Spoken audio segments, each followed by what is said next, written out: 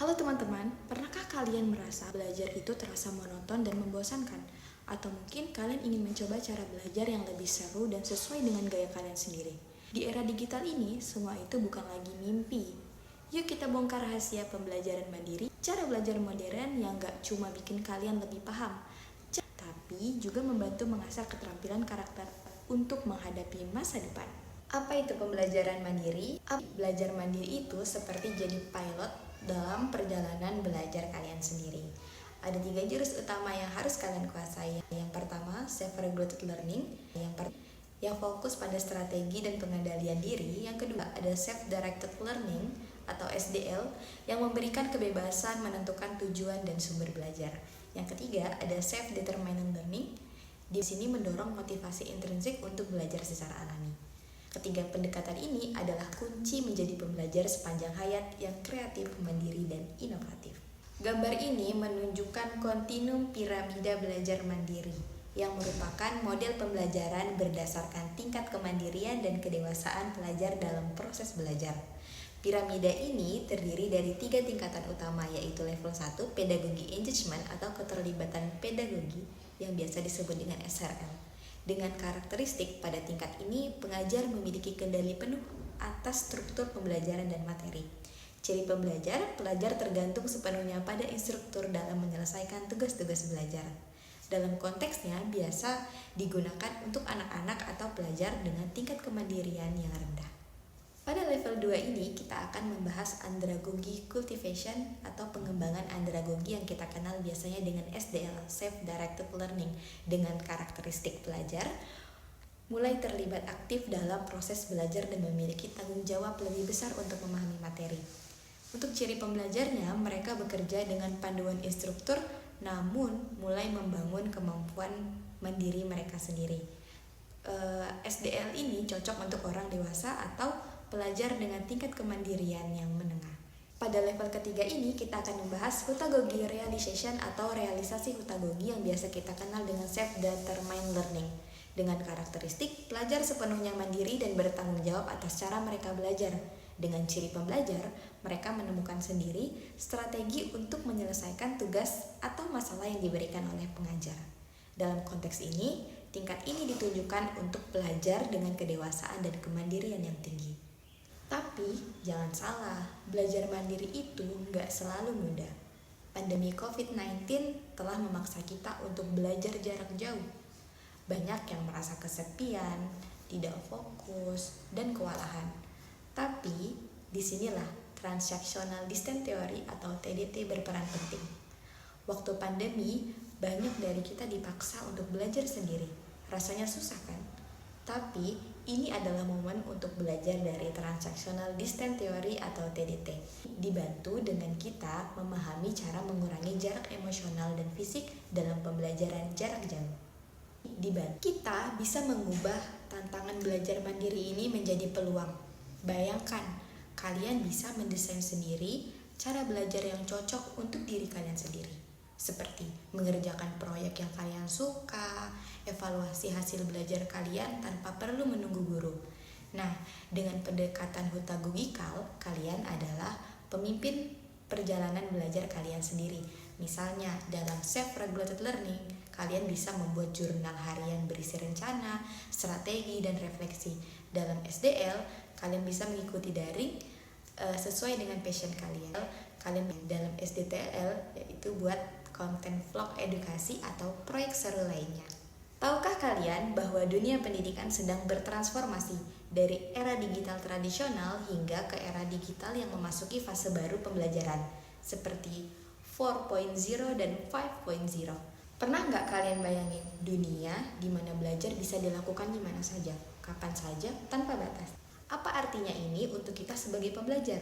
Bagaimana ini membantu kita menjadi lebih mandiri, jelajahi bagaimana teknologi dan inovasi menjadikan belajar mandiri lebih efektif dan relevan. Kita menuju masa depan di mana teknologi seperti AI dan VR memungkinkan kita untuk belajar dengan cara yang lebih personal dan interaktif.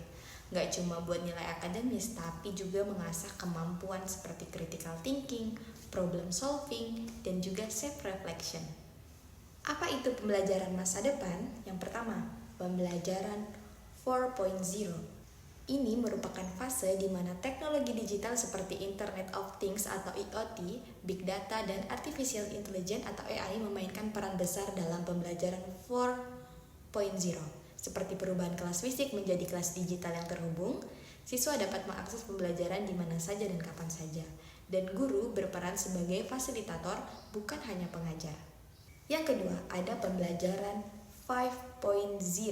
Fase ini membawa kita lebih jauh dengan mengutamakan human-centered learning, yaitu perpaduan teknologi canggih dan nilai-nilai kemanusiaan dalam pembelajaran 5.0. Nah, fokus ini pada pengembangan keterampilan holistik seperti empati, kreativitas, dan keberlanjutan. Nah, teknologi AI juga membantu personalisasi pembelajaran sesuai dengan kebutuhan individu, seperti kolaborasi lintas budaya melalui platform global semakin mudah. Di era digital ini, kemampuan belajar mandiri menjadi salah satu keterampilan yang sangat penting, baik dalam pembelajaran online maupun offline. Pengembangan keterampilan ini memerlukan pemahaman dan pendekatan yang tepat. Tahukah kalian bahwa belajar mandiri tidak hanya tentang mengatur waktu sendiri, tetapi juga tentang kemampuan mengatur proses belajar sendiri, inisiatif belajar secara mandiri, hingga mencapai otonomi penuh dalam menentukan tujuan pembelajaran kita. Peranan media dalam pengembangan keterampilan belajar mandiri memegang peranan penting yang disesuaikan dengan karakteristik pembelajar, seperti SRL dengan model pembelajaran Problem Based Learning dan Project Based Learning, yang mempergunakan kombinasi berupa sumber belajar yang bisa dimanfaatkan dari lingkungan, khususnya SRL menggunakan benda konkret untuk seusia pro-operasional konkret. Nah, media ini berbasis teknologi informasi dan komunikasi yang dapat dipergunakan seperti video, media audio dalam beragam format, juga seperti multimedia dan pengembangan beberapa aplikasi pendukung baik untuk perencanaan, penerapan, dan juga evaluasi proses belajar.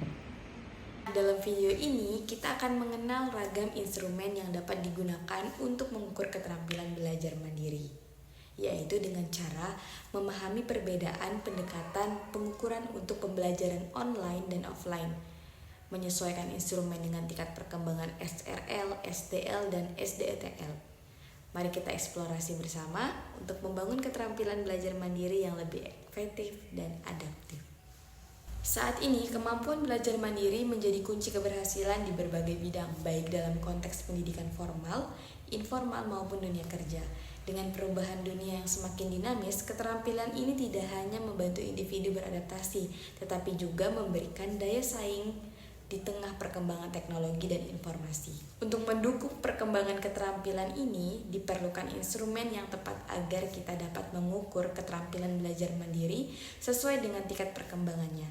Lalu dapat membantu mengidentifikasi kekuatan dan area yang perlu ditingkatkan dengan cara menyelaraskan pendekatan belajar dengan kebutuhan individu baik dalam pembelajaran online maupun offline. Dengan mengenal jenis-jenis instrumen pengukuran, keterampilan belajar mandiri termasuk kuesioner, observasi dan wawancara yang dapat diterapkan dalam berbagai konteks pembelajaran, yaitu dengan cara membandingkan bagaimana instrumen ini digunakan dalam pembelajaran online dan offline yang tentunya memiliki tantangan dan karakteristik yang berbeda, dengan memahami bagaimana instrumen-instrumen ini dapat diadaptasi berdasarkan tingkat perkembangan SRL, SDL, dan SDETL sehingga dapat memberikan hasil yang akurat dan relevan. Dengan memahami dan menggunakan instrumen pengukuran ini, kita dapat membantu individu untuk lebih percaya diri dalam mengelola proses pembelajarannya sendiri, dan juga mengatasi hambatan dan mencapai potensi terbaiknya. Sekarang, giliran kalian. Apa proyek yang ingin kalian mulai? Bagaimana kalian bisa mengubah tantangan menjadi peluang belajar? Tulis jawaban di kolom komentar. Mari kita bersama membangun komunitas pembelajar sepanjang hayat. Jangan lupa like, share, subscribe. Semakin banyak yang terinspirasi dengan pembelajaran mandiri. Sampai jumpa di video berikutnya.